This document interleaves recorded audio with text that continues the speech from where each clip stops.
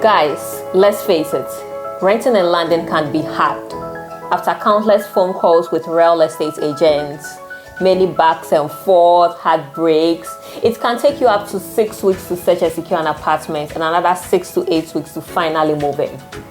But what if you can get an apartment in 3 weeks by knowing exactly what to do and when to do it? We've recently gone through the London renting experience, and we're here to share with you the 5 things that you need to do to secure an apartment in about 3 weeks. Now we'll talk about how to optimize your apartment search to get an apartment that meets your taste and your budget. We'll share tips on how to maximize your viewing sessions, right? And all the caveats, the things you need to look out for. We're going to talk about all the important things that you need to know before you get yourself nailed in and sign a contract and before you move in. So guys, please watch to the end and don't forget to like this video, comment and subscribe to our channel. And share with your friends.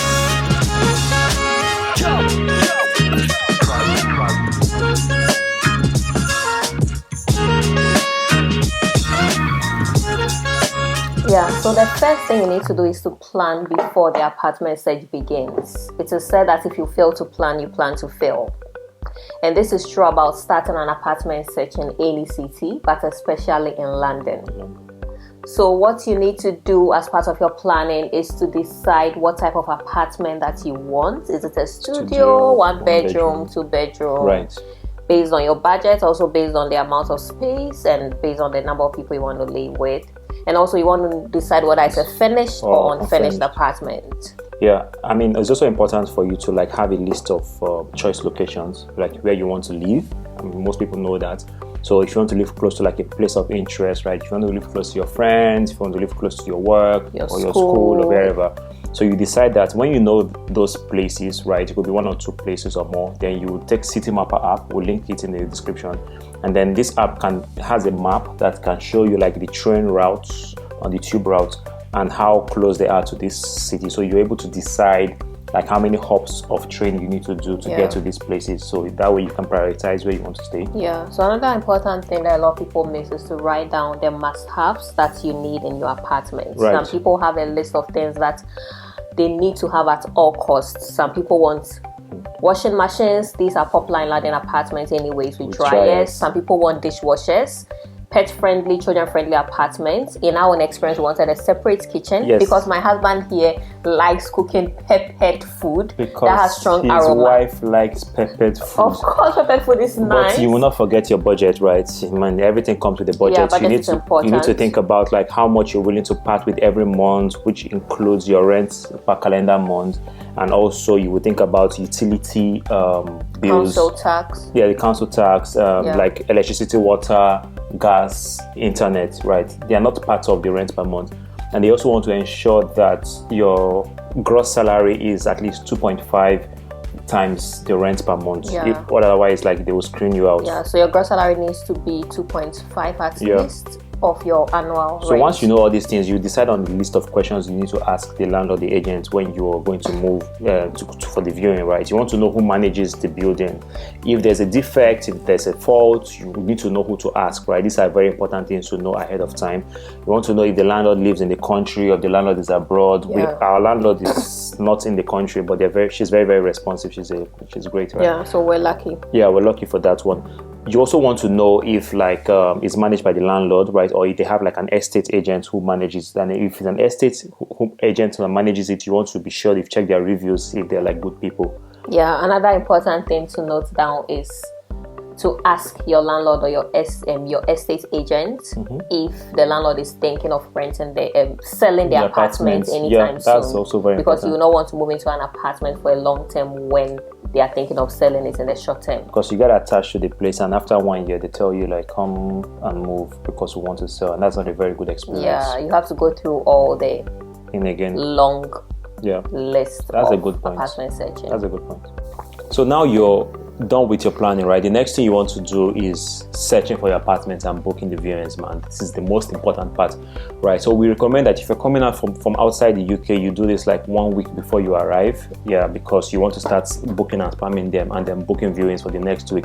So for long-term apartments, which are a year and above, you want to think about Supla, you want to think about Rightmove. These are websites where you can get long-term apartments. For short-term apartments, you'll be looking at open rents because they have like a few short-term apartments which are very good as well. Yeah, and then if you're considering also sharing a flat, you can look at spare room. Typically, flat sharing apartments have faster processing time and then shorter contracts compared to the long-term apartments. Right. So these ones are like maybe like 3 months, 6 months, and the rest of them, right? Yeah.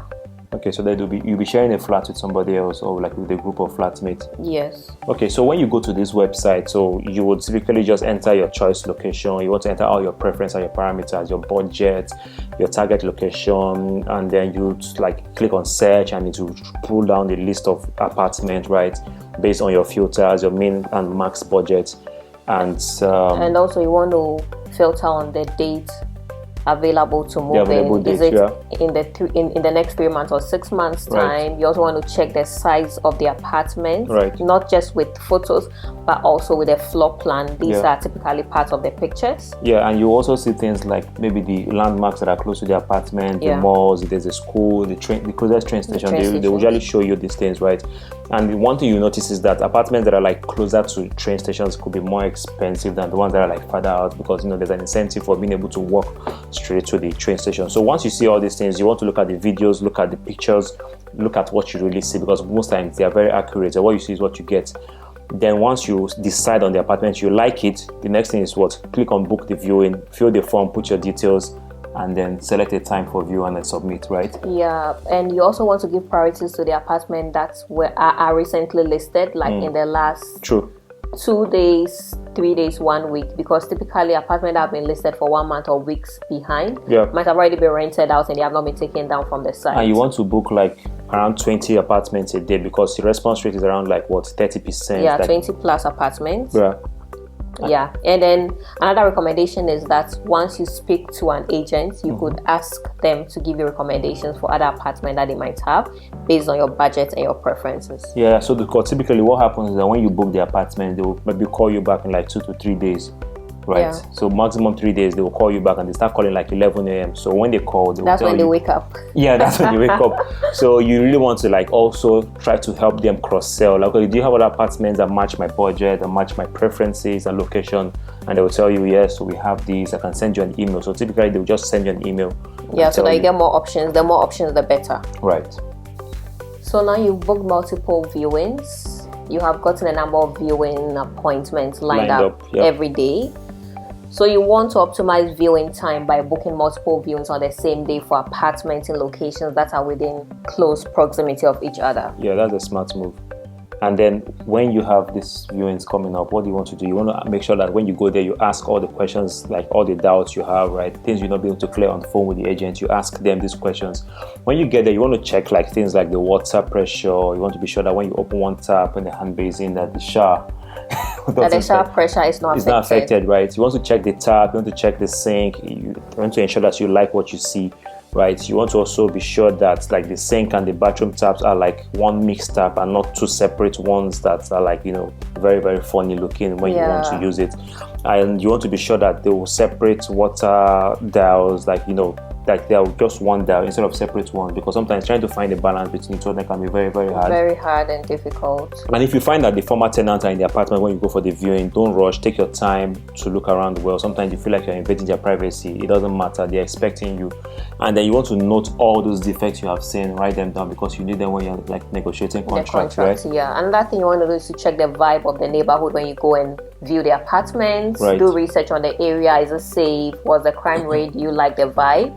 Like when we went to Bakken, right? We got there, we loved the apartment, but the vibe of the place was meh. Yeah, we didn't like the neighborhood. Yeah. So if you like the apartment, you like the neighborhood, you like the vibe, then it's time to what? To make an offer. Make an offer. And then if you really, really like the apartment, they want to give an offer that is equal to or higher than the asking price. There are many other people viewing the same apartment, and the landlord decides which tenant to choose based on different factors like their profile and offer prices. Yeah, sometimes they even ask you what you do, right? So don't get carried away by like the warm reception that you get and when you go smiles. For the viewing.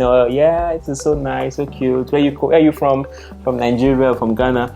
It doesn't matter, man, until you get that email that says. Because sometimes you feel like you're going to get the apartment and you don't get it, and be like, what the hell? Yeah, why and you get so pissed. So no, please. ensure that you have like lateral multiple bookings and viewings and all that, right? Don't put all your eggs in one basket. Yeah, 100%. So now you've made several offers and you've been selected. I mean, if you got multiple acceptance at this stage, then kudos to you. Bravo. Yeah, so they'll typically give you a disappearing offer, which means that you have like 48 hours to accept and make some cash commitment, right? So at this point, you want to like choose your most favorable apartment from the list of offers that you've gotten from those people, right? So and then you would pay a commitment fee, which is typically 1 week worth of rent, usually from a UK bank account. Yeah, that's a good point.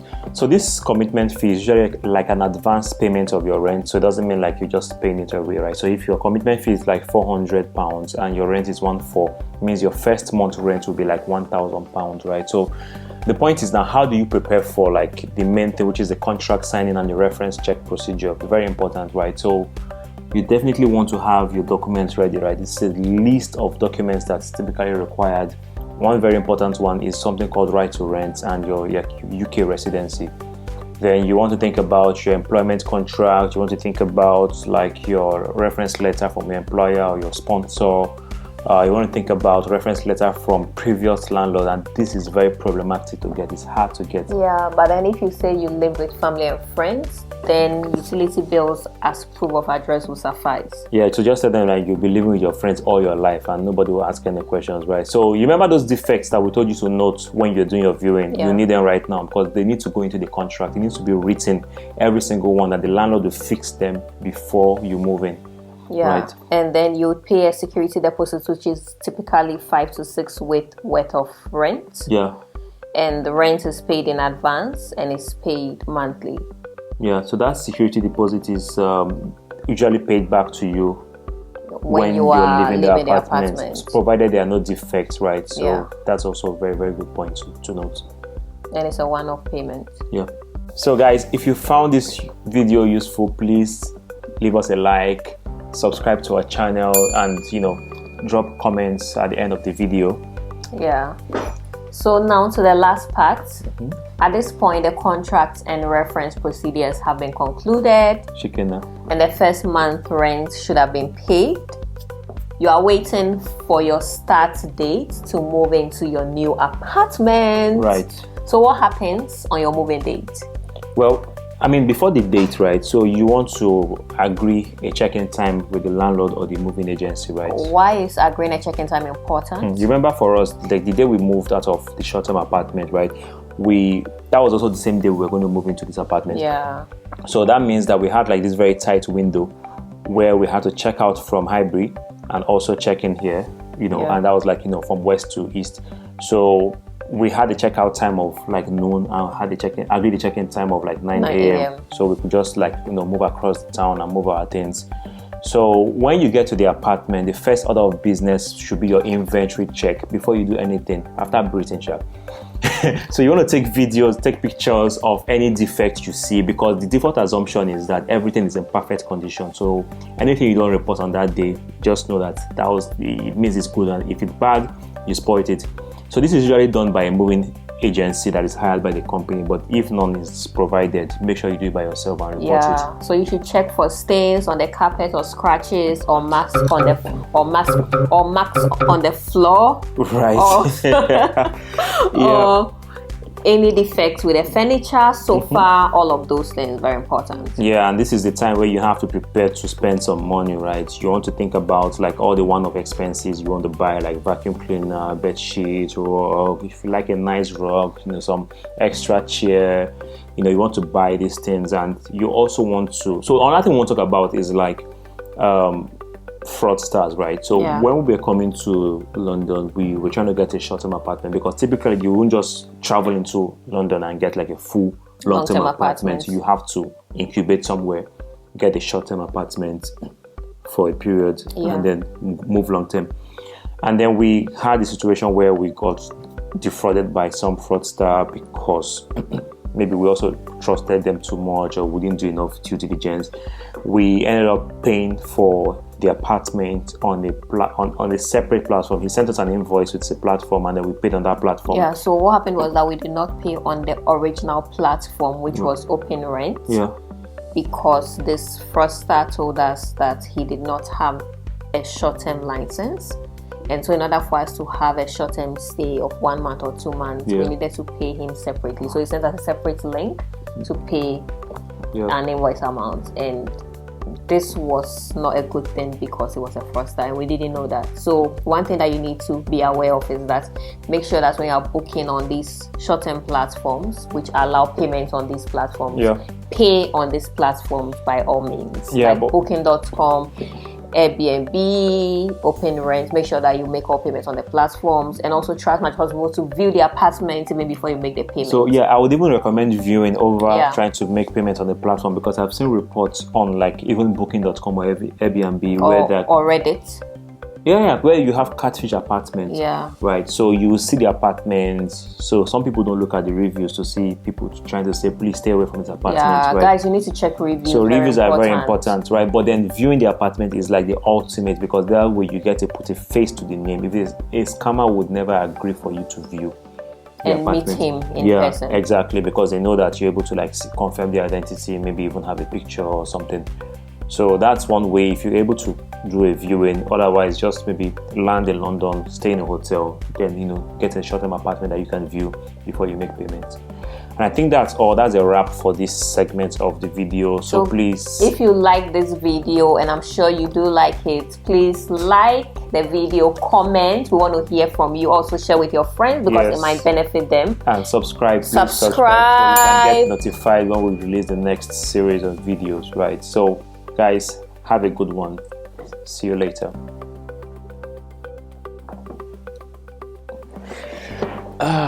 This YouTube thing.